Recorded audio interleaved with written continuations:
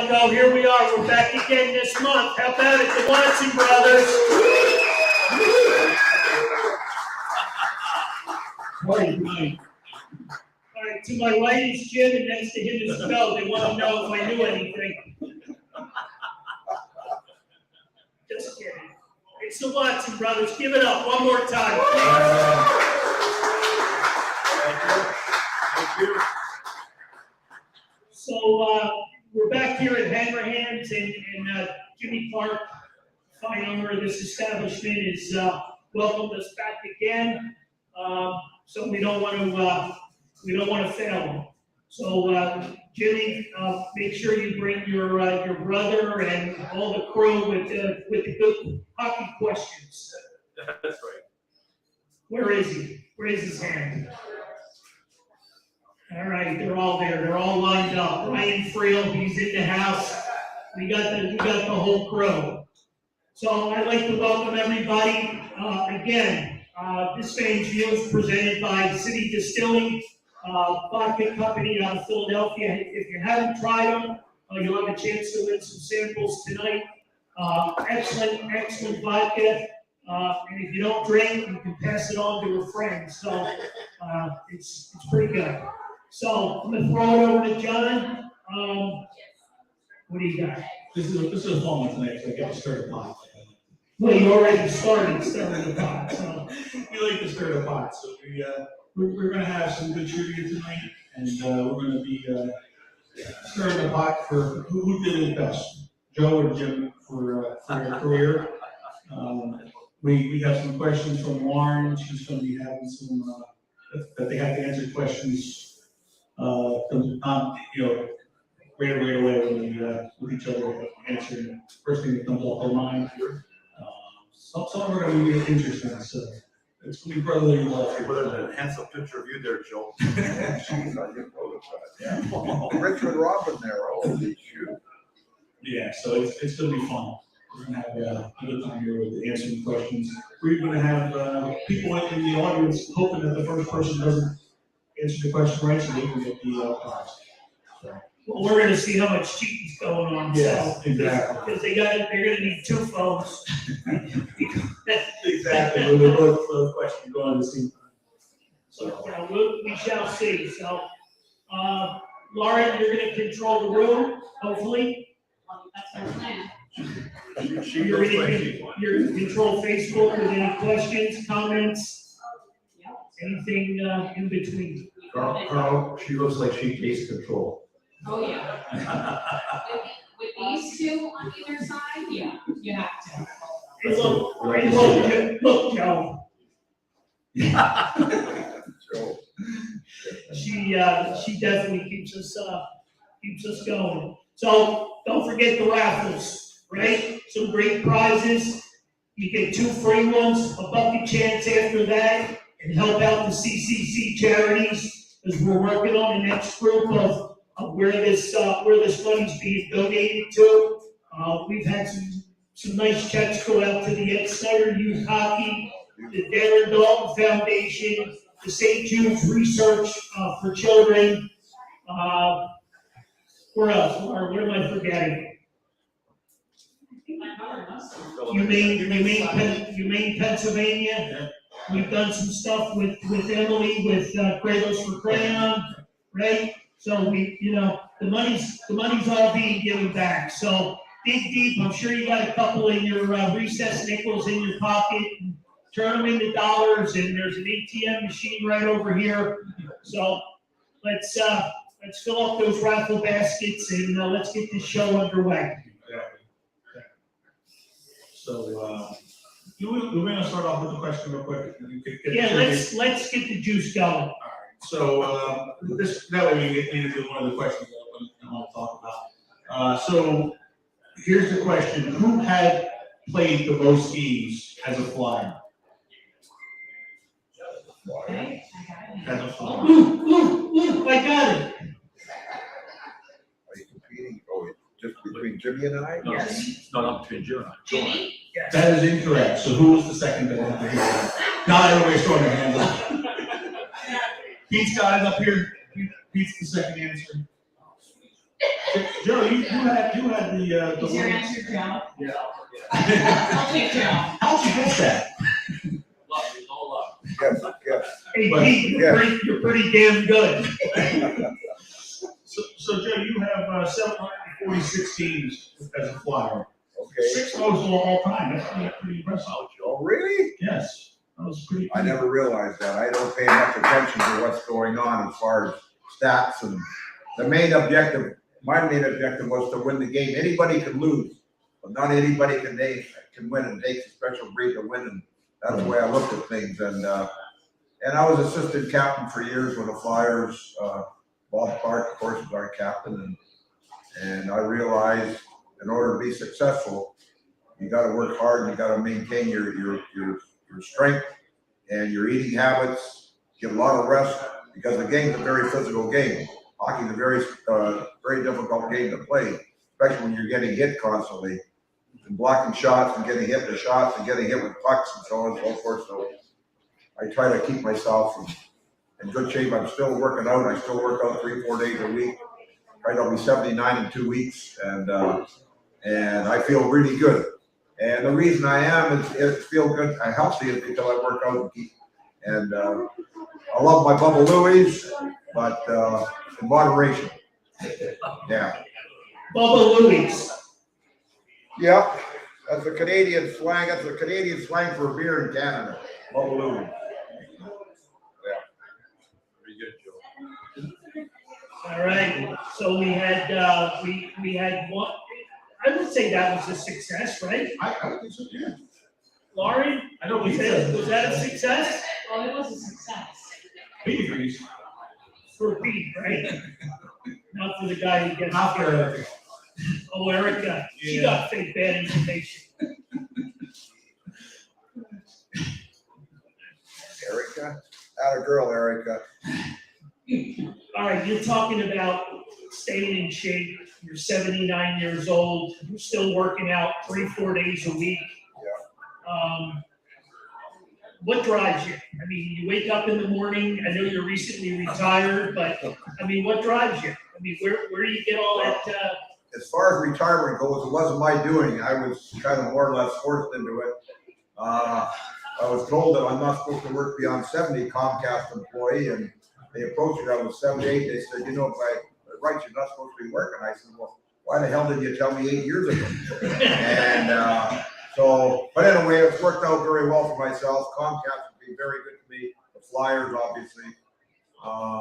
And I must say, I enjoy it here.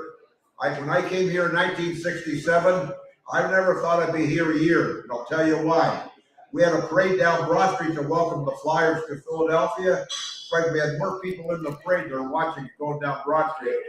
And then the mayor of Philadelphia was James Tate, and he invited us, and he wanted to have a parade, and he wanted to have a meeting or a party at the city hall.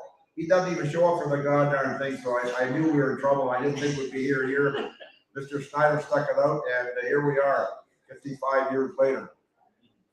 And it's been a great experience. Jimmy and I are from northern British Columbia, up near Alaska, and I'm a big hunter and fisherman. I did a lot of hunting and fishing as a young boy. I still do a lot of fishing. I go back home every summer. In fact, I go back in August for a golf tournament, as well as do a lot of salmon fishing and so on and so forth. So, but this is my this is my first home now. I mean, this is really home. I've been here since 1967, so I've been here a long time. And I must say, I enjoy it immensely. The only thing I don't enjoy is the humidity. I don't think anybody enjoys the humidity. And other than that, I have 2 children who are born and raised here, and my son works up in New York at Wall Street, and my daughter is a nurse.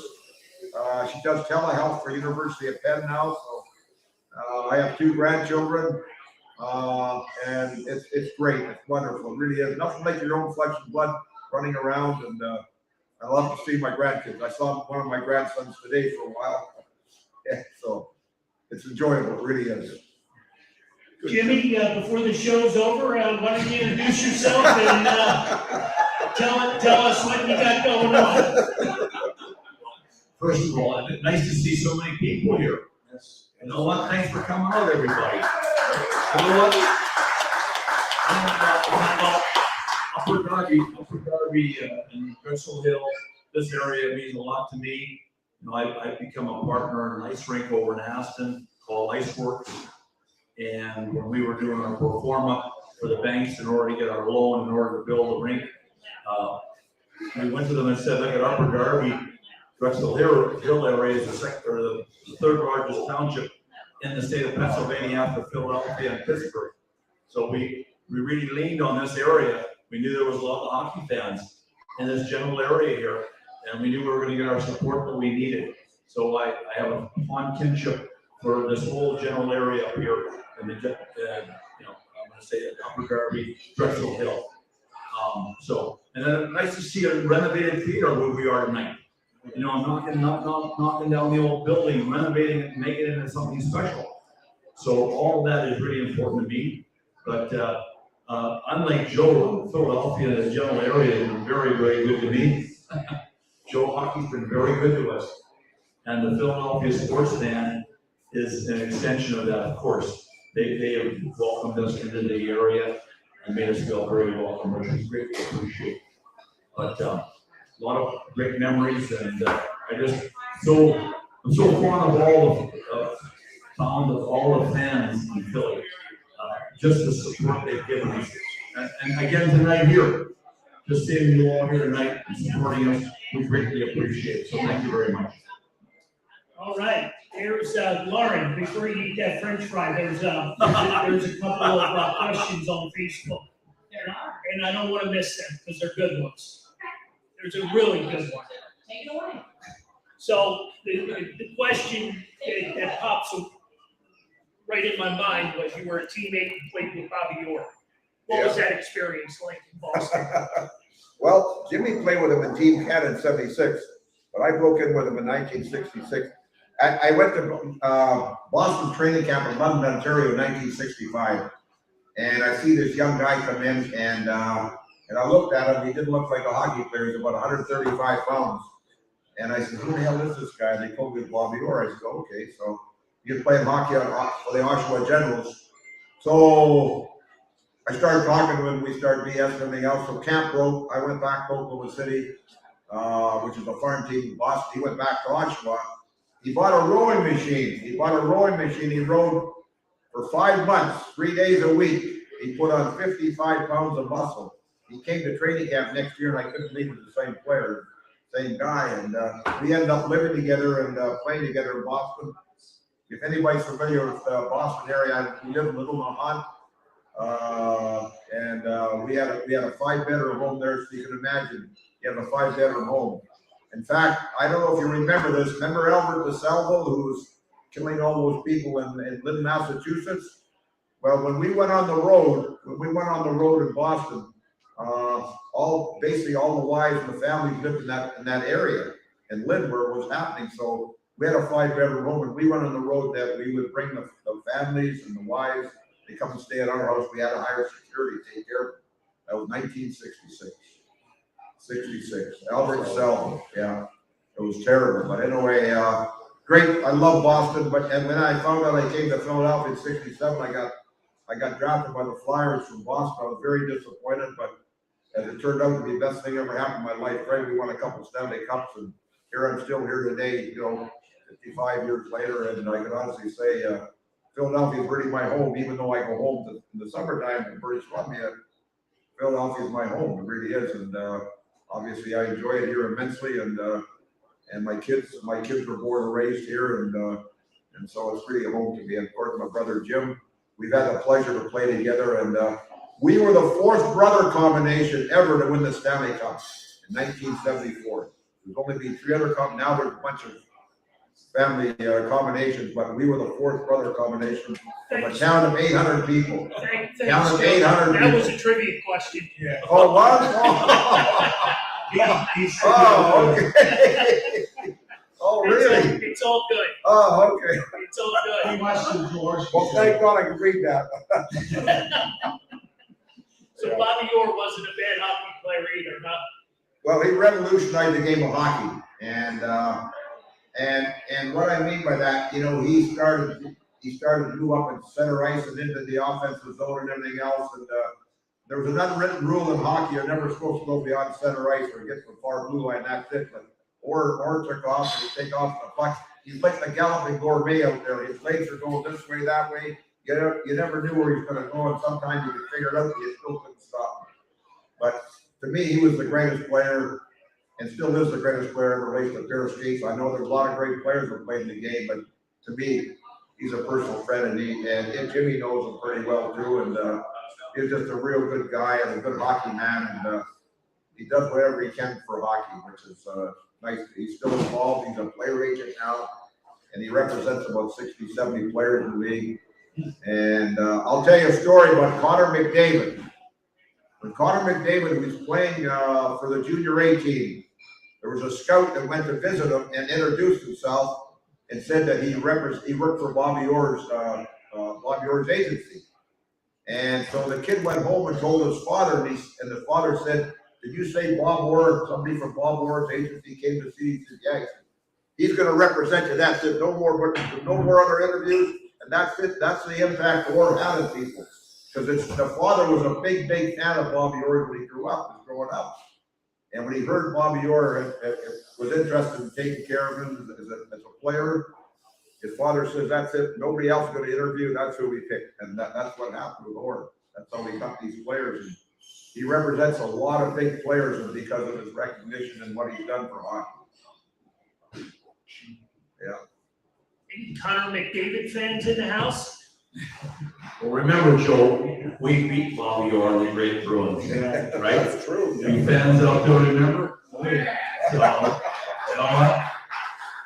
you know, there's a great story I got to add to that, Joe, because there was such respect for Bobby Orr that when Fred Shiro did our game plan for the Bruins, we knew we were up against a real tough opponent, of course, and he was the main reason. But Fred Shiro did something exceptional. He said, instead of keeping the puck away from Bobby Orr, let's give the puck to Bobby Orr every chance we get.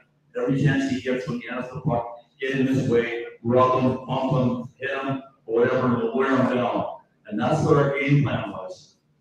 So Fred Shiro turned the tables from all the logical hockey thinking on how to deal with Bobby Orr, and it really helped us to win the Stanley Cup. So as much as we love Bobby, we beat him in the end. I don't got that. Yeah, you're right. Yeah, I remember talking to him after the game, after we won the Stanley Cup. And in between the two dressing rooms, there was a Jason room there, and I brought the cup in there with him to see him. And he came in to visit me, and I asked him if he wanted to drink. He says no. He says the cups are winners, not losers, and he wouldn't drink out of the cups, obviously. But that's the type of guy he is, and he just revolutionized this whole game. Look at this Cale McCarr now, what a player he is. And he followed Bobby Orr's career and watched him and everything else, trying to emulate what Orr did and everything else. But Cale McCarr is going to be the next Bobby Orr, as far as I'm concerned. What an exciting player he is. Yeah. So are you guys rooting for one team or the other for the Stanley Cup? Well, for me, I'd like to see Colorado win. I mean, just flat out, I want to see Colorado win. I want a new team. I think they're a more exciting team, and I appreciate that as a fan. So that's my choice. I think they will ultimately win the cup. As far as my concern is, remember when Tampa won the Stanley Cup last year and they had a boat parade? They had a boat parade in Tampa. They were throwing the cup back and forth. They damaged the thing. They disrespected the bloody cup, and I have no use for Tampa.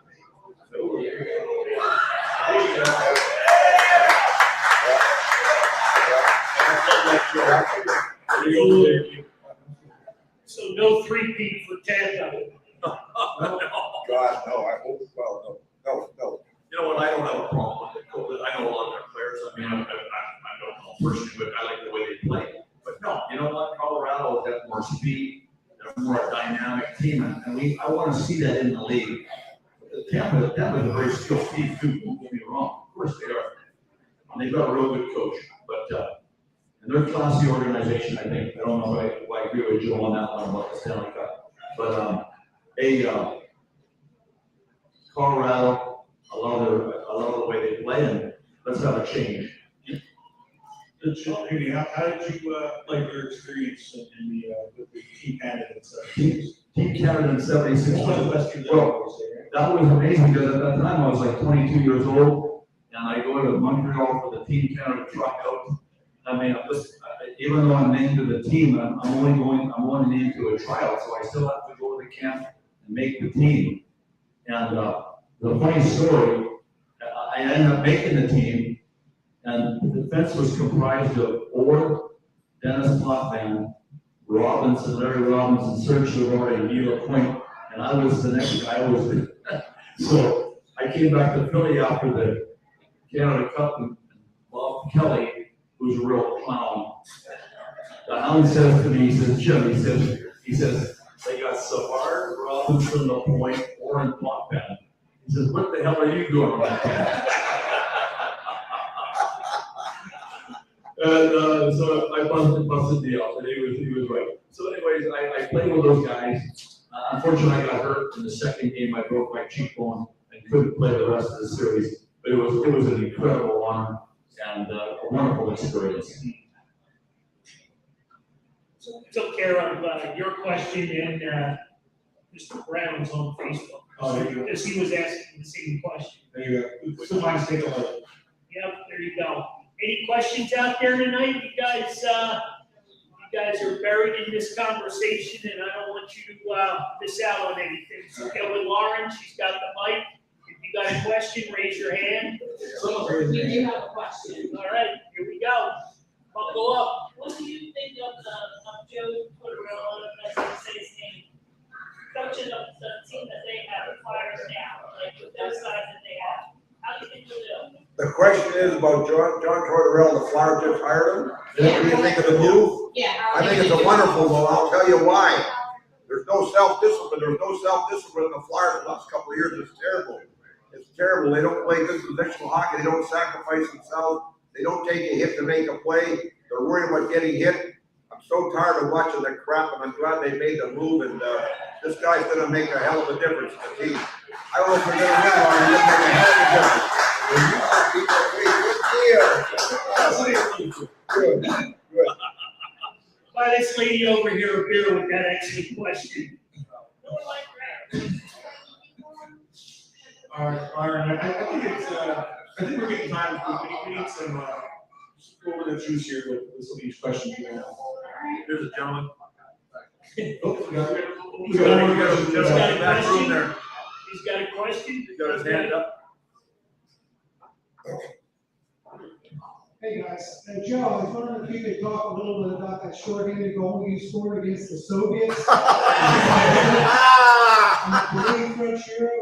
that game, you said Joe Watson set Russian hockey back 25 years. Yeah, you know, they still haven't recovered, for Christ's sake. It's been a long time.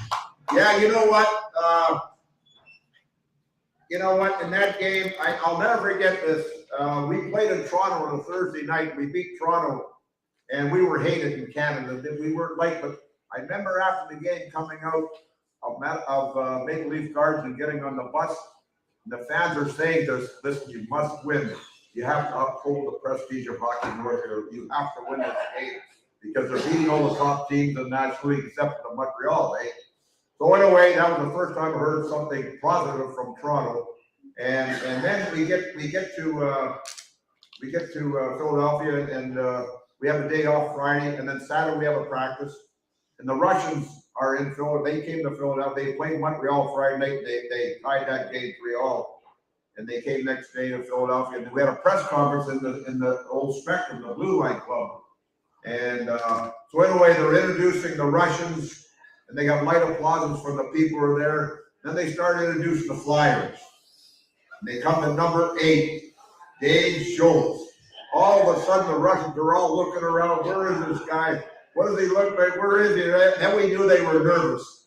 And so that was a benefit to us. But I remember the game, Freddie Sherrill says, boys, they have the Iron Curtain in Russia.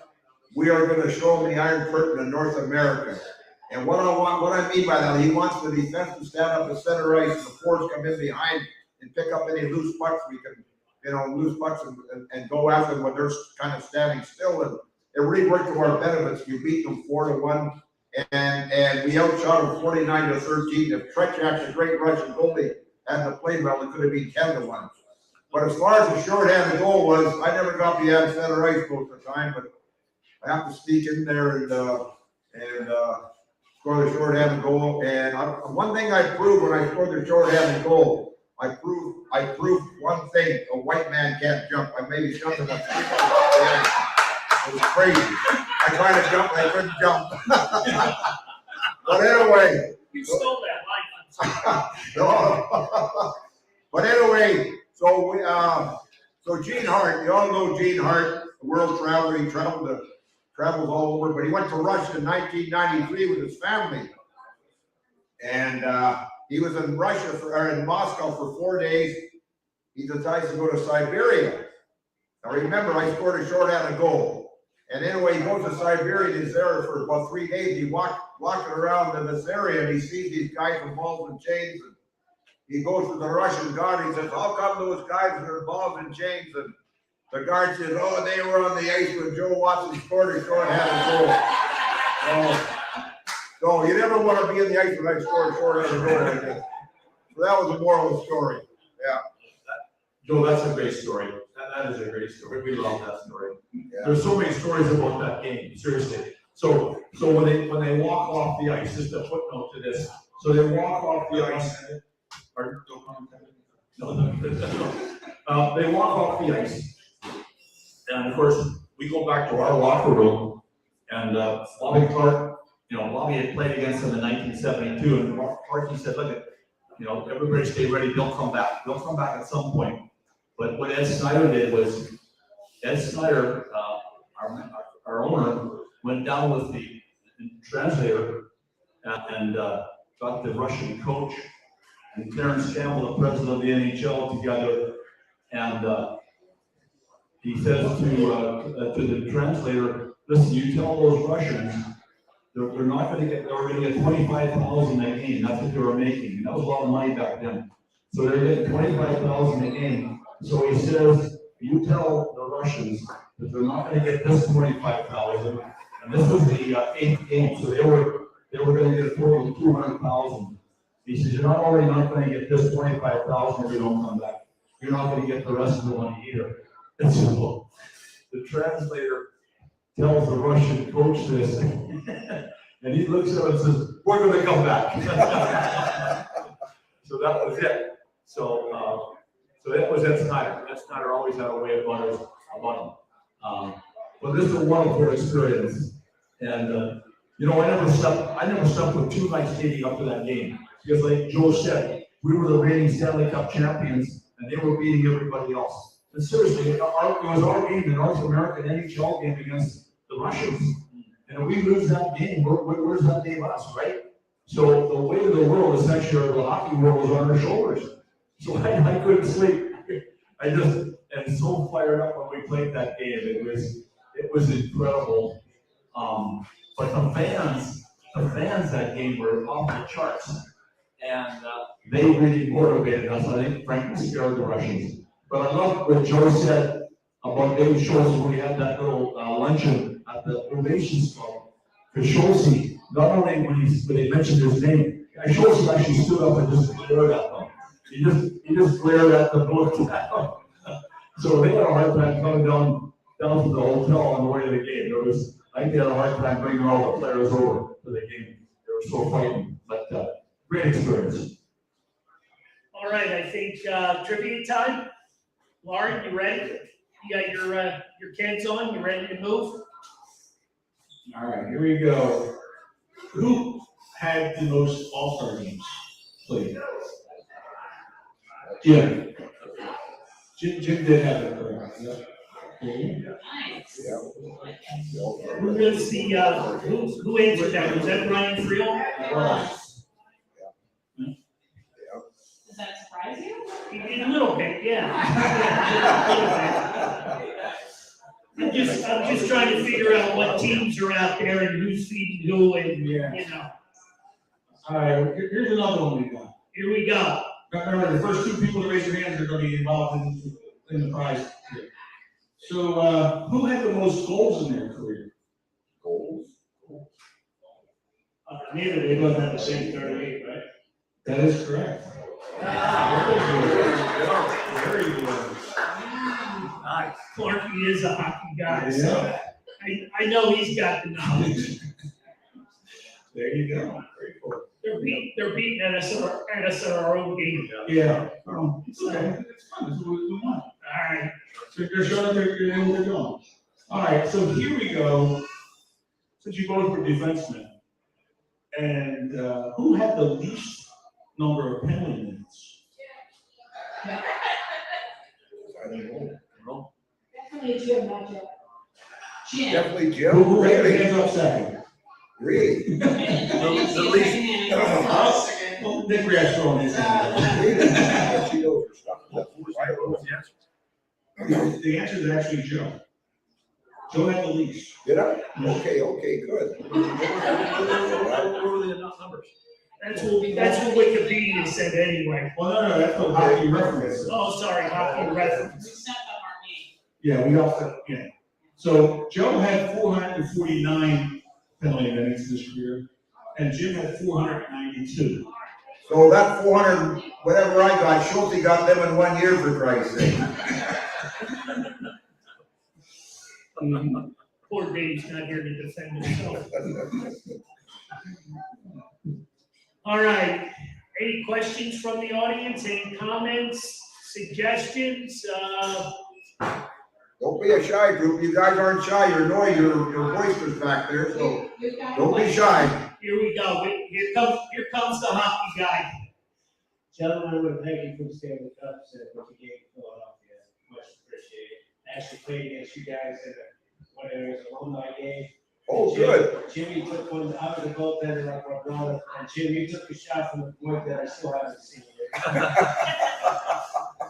But my question is, who do you think the Flyers are going to name as the captain of the team this year? That's a great question. Question is, who's going to be the captain of the Flyers? You know, I thought it was a foregone conclusion who was going to be the captain, and I thought it would be Couturier. But you know, you got to be boisterous. You got to be a little boisterous, you know. And Sean's such a great player, but he's not a boisterous guy. And he's got to go out there and raise hell every once in a while. And so I imagine they will pick him, but there's other guys they could pick too, you know.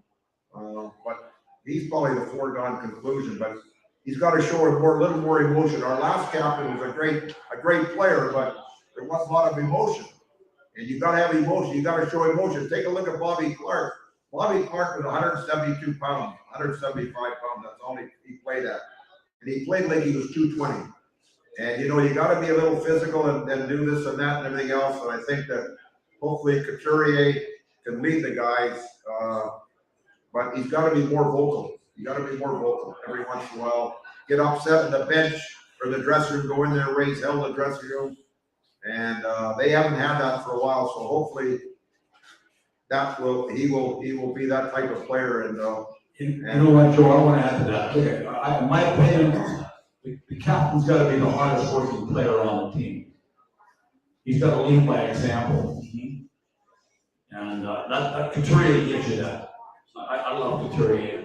I think he's the most logical guy. He should be the captain. And I think he can be kind of silent in some at certain times and still be a very good captain as long as you're leading by example. So I like him, Joe. I think you're on that way too. He would be the most logical guy. My sleeper in the clubhouse is Scotty Lawton. go ahead. Well, you know what? I'm not. He's a sleeper. I like Scott. I didn't mean it. I like Scott, but no, I think it's Couturier. Scotty can play all four lines. Brings juice. He's not afraid to show a little emotion. And I think he'd be good, you know, for a guy that has been around as long as he has. So, I mean, if my 2 cents means anything. Well, I think I look at this, you know. I think Cam Atkinson has a chance. an outside chance of being a captain. He's a feisty guy. I know he's only been here a year, but he goes up, he shows emotion, he bangs his stick and this and that and everything else. That's what you gotta have. Some of that. If you do, you know you're gonna be successful. And hopefully our team can be a good, strong defensive team. And if they are, take whatever's given them on the ice. And our goaltending's gotta pick up, but I think our goaltenders, I feel bad for their non-support out there. Right, I think our goalies are trying to overcompensate for all the mistakes that are made by the defense. Right, it's like a shooting gallery out there sometimes, and I felt bad for Hanrahan and the other goalies because they would have non-support. And I know people picked on the goalies, but you know, it wasn't all the goalies' fault, it really wasn't. All right, so we've got a new segment that we're gonna introduce. So it was brought to our attention tonight by one Bill Mattis. And anybody who knows Bill, he's a big supporter of the show. He's also part of the show on a lot of nights as well. He held the fort down while I was had my accident, and you know we go way back. He's a good friend. He's a true friend, and we put together a page, and it took some time. And I'm thankful for it, and I'm sure he's sitting back in his favorite corner over there. So I hope he's paying attention. So Laura, why don't you take it away? All right, so he gave me one sheet of questions, and you both are to answer at the same exact time. Exactly. All right, you boys ready? All right, which one of you was the fastest skater? Jimmy. No. There's no doubt about it. My brother was a lot faster than me, believe me. We gotta talk about this a little bit. Joe is very, very efficient and very quick. If you ever notice the right take with Joe, and the puck would go back into his defensive corner, you know, you're very vulnerable as a defenseman. And Joe just had a knack of using his little pivots, quick turns to get away from the pressure. That was a great play by Joe. All right, you're still protecting your older brother right now. Absolutely. We actually want to see folks, so. Exactly. Which one of you had the hardest shot? Jimmy. Well, Joe scored against the Russians, didn't he? So. Which one of you was the better fighter? Oh, man. That is tough to answer. Holy cow, we never did much of that. Maybe we got in 2 or 3 fights a year, if that. But All right, somebody had to kill the families. how about back home back in the day when you guys were raising hell, you know, back home and growing up? Well, there's 9 years difference in age, so, you know, Joe kind of bullied me a little bit here and All there. right, so Joe's the winner. Joe was aware. Which one of you did better in school growing up? In what? That's a draw. That's also a draw. I didn't dedicate myself to school, believe me. I'll tell you a story about school. I was in grade 8, and there was a guy named John Todd, was a teacher in Smithers. And he went around, he asked the students to write 3 things they want to do in life. And I wrote one answer, and that was to play in the National Hockey League. And I can remember going back after I broke in the National Hockey League and seeing him in the street. And he said, Joe, I never envisioned you ever making the National Hockey League because, you know, there's only 96 players in the whole league at the time, and 99% of the players came from Canada, and there are 25 million people living in Canada, so I didn't think that the odds were in your favor, but I proved them wrong, so I never forgot that. And when I go back and see my friends, there's not a lot of my friends around anymore, they passed on or whatever. But I'll see some of them, and we still talk about this happened 50-some years, 60 years ago. Yeah, you know, hey, listen, but never mind, we were very street smart, that's all that matters. Which one of you was mom's favorite? No, that definitely point to me. I have to be me, I suppose. I'll take that. Joe's clean. Comment, Joe? Well, We have you struck it. Which one of you was better with the ladies? this guy here, You know what? He was the only single guy on our team in 1974 and 75, and he made a killing, believe me. He made a killing. He had a wide spot, pal. He did. My God. There's no doubt about it. You know what? My wife, our tickets were together. My first wife, she used to go to the game, and Jimmy would have Miss Pennsylvania one game, Miss Delaware, Miss New Jersey a week later, and my wife could never get used to who the hell they were. She didn't know, never see them again, and apparently she never did see them again, but Jimmy did well for himself, believe me, he really did. So the guys were giving me a bad time at practice. They said, Jimmy, you're the only single guy on the team, you're getting the girls by default. Which one of you is the better cook? Oh, well, you know what, probably Jimmy. He makes, I bring salmon back from Canada all the time, and he comes over and bugs me about salmon, and he makes all the salmon, and Jimmy is a good cook, really good. I learned how to sear the salmon. Drop all the juices in, man, it's good. So we just gotta get fresh salmon from Joel. That's a big one. Which one of you would make a better president of the United States? Better president? I would. In fact, I want to replace the current guy in the White House.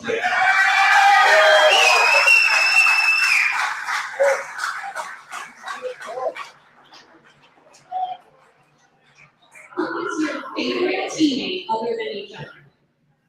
Ed Van Hit was my favorite teammate. Yeah, Eddie would be right there with me too, maybe Jack McElhardy, you know. Could either of you whip Schulte in a fight back in the day? Who?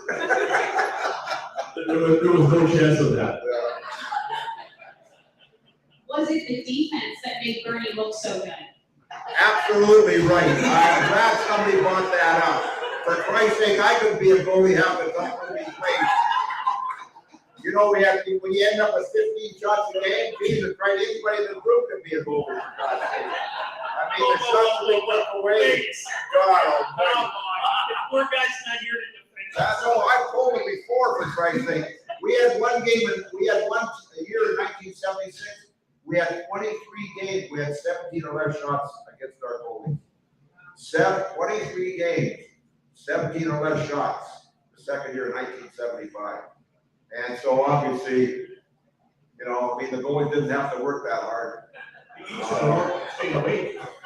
But I'll tell you what, we wouldn't have won our first cup without Bernie. Bernie made some incredible saves, and the reason we won is because of goaltending. I mean, our defense was strong too, but Bernie was the difference. And the second year we would have won the Stanley Cup with Eddie, but we were a hockey group. And the best part about the second year, remember there were 2 million people came up to our parade. The second year, the best part about the second year when we won the cup was streaking with him. And there's a beautiful sight. I don't know if you remember, they're a beautiful sight. They're climbing the poles and everything else, especially the females. They were enjoying themselves. Holy God, and some of the guys too, but oh boy. We were enjoying ourselves. Yeah, we were too. All right, and the last one. Is it true that you guys taught Clark, Leach, and Barber everything they know? Well, I don't know about that. You know what, listen, we just like being on the ice with them because they would score the goals, we'd get a plus for that. And we got $100 every time we got a plus. We had a bonus for plus minus, and it was always nice to be on the ice with them. All right, let's give it up for the Watson brothers.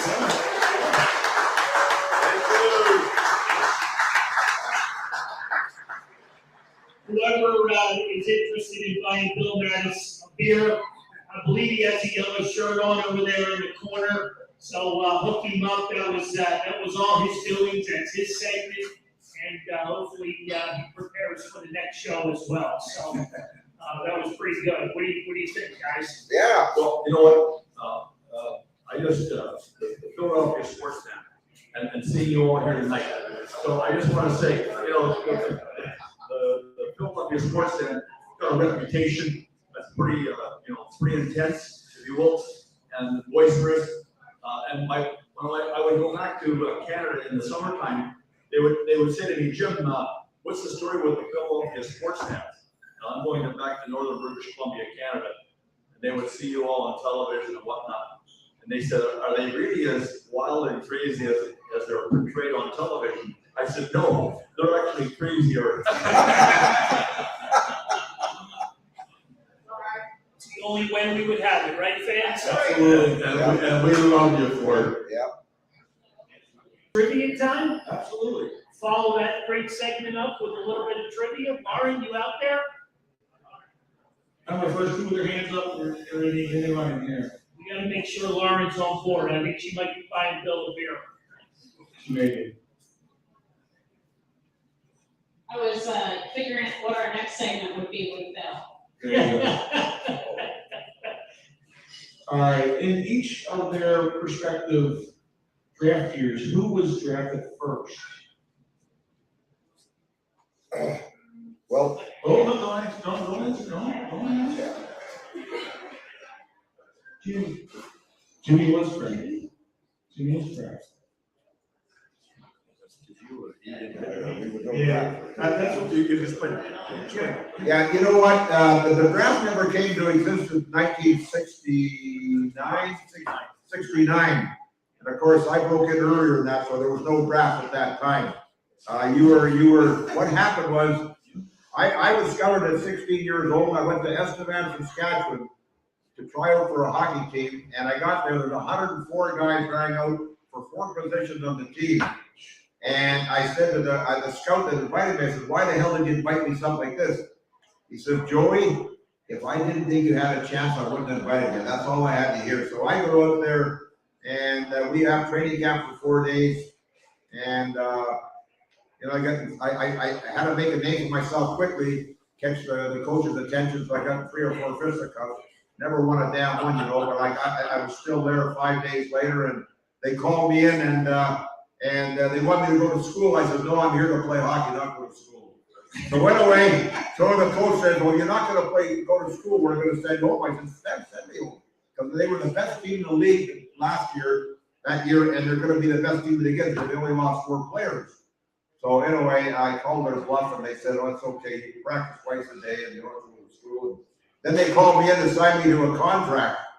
I said, contract for hockey? They said, yeah, we're going to give you $150 a month. And I had to pay $130 rent for food. So obviously I was living high off the hog. I had $30 to spend every month, and this is great life, man. I love this. Holy God! But there was no draft when I was playing, and the draft, like Jimmy mentioned, 69. Yeah, but just to footnote to that, when the NHL expansion, Joe became the second draft choice after Ed Daniel. So the goalies that drafted first had Bernie Perrott. Doug Football went 1-2, and then went to the players, skaters, and Ed Daniel went number 1, and Joe went number 2. So theoretically, if you look at it that way, Joe was drafted ahead of me, right? What do you think, Victor? Well, I guess I don't know. All right, here's another one. Who had the most shorthanded goals in their career? Okay. Jimmy? That's a tie. Jimmy is correct. Jimmy is correct. Oh, good deal. Yeah, he Good deal. I had 3 of them. Yeah, never would have known. Yeah. Surprised. And you say, and Joe, you saved yours for the Russian game. You know that game we played the Russians, there were 300 million people watching that game. I can remember after the game, coming out of the dressing room, I had a little flyer hat on. This Russian comes out of their dressing room, and he had a Russian Cossack hat on, and he comes over to me, he says, hot, hot, hot, hot. You want my hat? I says, yeah. So when I gave him a hat for $2.50, I got a Russian Cossack hat, I still have it today. So I think I got the better of the deal, for God's sake. All right, we got another question in the crowd. And this is just a question, I don't even know if I'll know the answer, because my husband did. Did anybody ever win the cup 3 years in a row? With the Flyers or? No, any team. Oh, yes. The New York Islanders won 4 in a row. Montreal Canadiens won 5 in a row. Detroit Red Wings won 5 in a row. You didn't know that? Edmonton was what, 3 or 4 in a row? You know, the Islanders shouldn't have won 4 Stanley Cups in a row. We got a royal screwing. We got a royal screwing by the officials in 1980. We did. Terrible, terrible officiating. Goddamn puck was 2.5 feet offside, and they allowed the goal. Then Dennis Botman scores from above his shoulders, loved the bloody goal. Terrible officiating. And the thing about it is, he apologized 3 weeks later. He had made a mistake. Big Leon Stickle. My guy helps. Yeah, there you are. Guys know back there. Yeah. They know that. All right. You done stirring up the crowd? All right, so we have another question. Who had the most goals, with the highest number of goals in the season? Oh, I remember one year I got 7 or 8. Wow, Joe. 1976, I think. Big year, Joe. We're trying to get answers here. Oh, geez, It's a trivia, Oh, okay. Laurie, Joe has the answer. Joe has the answer. Oh, I thought, okay, we were out so much for I'm not sure. salads. I'm not sure. All right, anyone wants to Well, you go? might have. It's a 50-50 chance. Come on. I say it was Joe. Oh, Jim, okay. Joe? Joe. No, it was James, right up front here. You got it. Yep, I got 9 here, right? you're 9. Good Not deal. 96. Oh, good. Hey, folks, real quick, on a serious, very serious note, let's give it up for Jim Wright, the man up front here. Woo! Just came out of the hospital, 5 straight days of chemo, and he comes to the show. That's Jimmy, attaboy, Jimmy. That's kicking cancer's ass, if you ask me. Thanks, Jimmy, appreciate it. You got your priorities straight, Joe. Coming up and double it, too. How the nurses treat you, okay? Very good. There you go, there you go. Good job. No, I do not. Questions, comments as we bring closure to the show? Surely you got something that you want to share with Jimmy and Joe from the Spectrum, from the parade. Come on, some of you guys were definitely streaking, I know it. Question out here. Jimmy was definitely shooting. Hey guys, again, I want to thank you guys for the bucks and everything you did for the area, the city, Jim. Like, I Crystal had hockey for years, so Brooks case with me quite a few times. But my question's really for Jim. Joe had talked about in 1980 with the officiating, how poor it was in that series. And I think a lot of people forget in Game 1. Yeah, you're right. The home penalties in overtime. I remember Pat Quinn going basically captured. Yeah. Well, Dennis Parker actually said, you know what, if you look at that series, they scored, I think, 14 or 12, 14 power play goals against us in that series. And that was the difference in the series by far, right? Yeah, I did get a holding penalty in overtime, and they scored just like came on the ice. If I One shit call. correctly, at the time, it was the first time in the Stanley Cup final that a team was called for a penalty to make it a short game. Yeah, you're right. Yeah. And if you remember that first game there, remember they called a penalty in Al Hill with about 3 minutes to go, and the Canadian and the others tied it up. And then we go into overtime and do it all over again. They win the game. Terrible. And the Flyers, like Joe said earlier, we were not. I mean, the league loved us when we played the Russians and beat them, but other than that, they didn't like us at all, right? But the fans, you know what the fans did, right? So wherever we went on the road, we sold out essentially. We were the best draw on the road over those years because they knew they were going to get a great action game from the Flyers. I mean, anybody that's out there, you can actually watch it. That game on YouTube, that game long, if you can get it. And I think the ball on it was 50 at best. Yeah. And it's quite, you'll see much more than that get left out tonight. Yeah, Particularly ball game a lot better.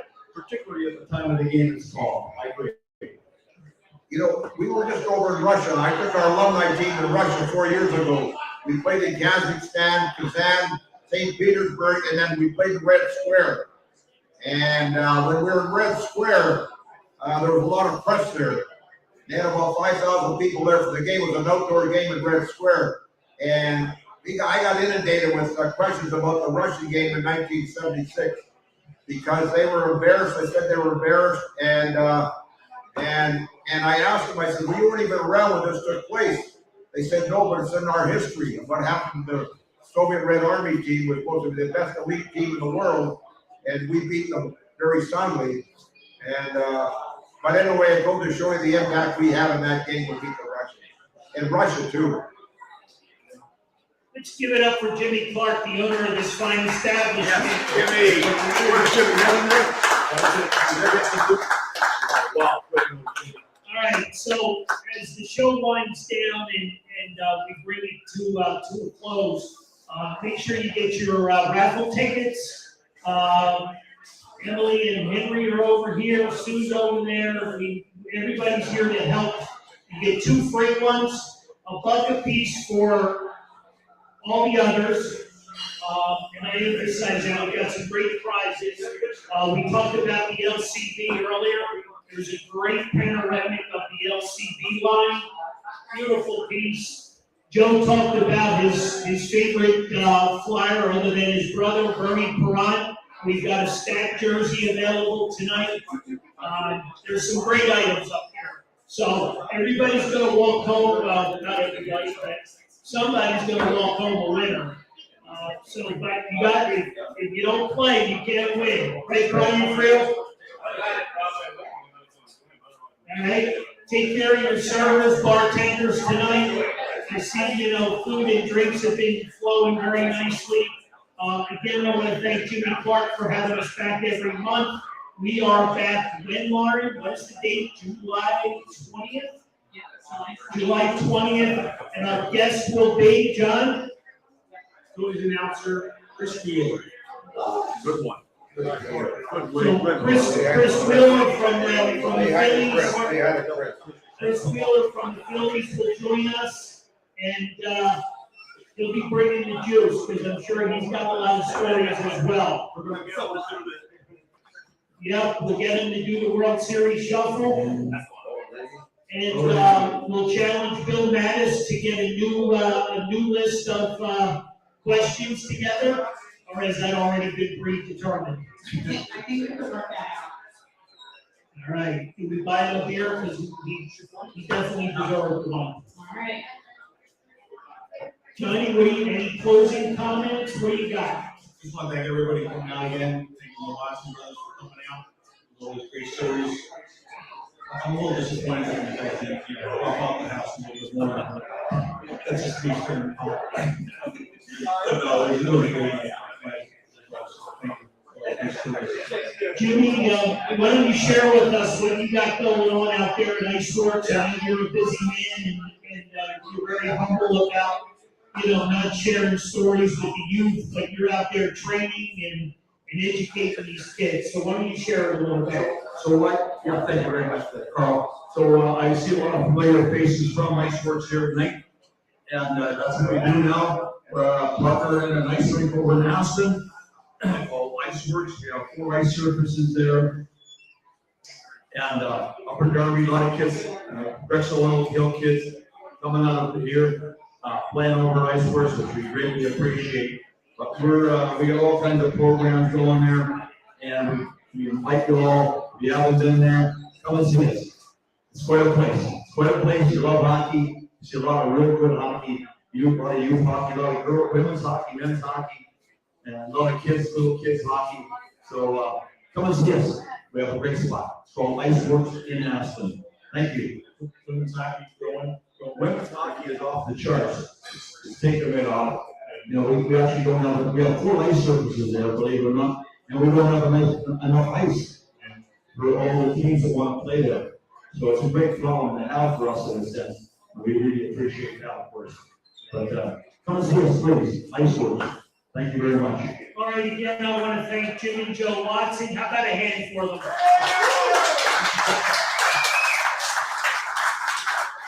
We're gonna stick around for a little bit to take some photos with you guys, sign some autographs. So let's just be mindful of the line and the people behind you taking up time.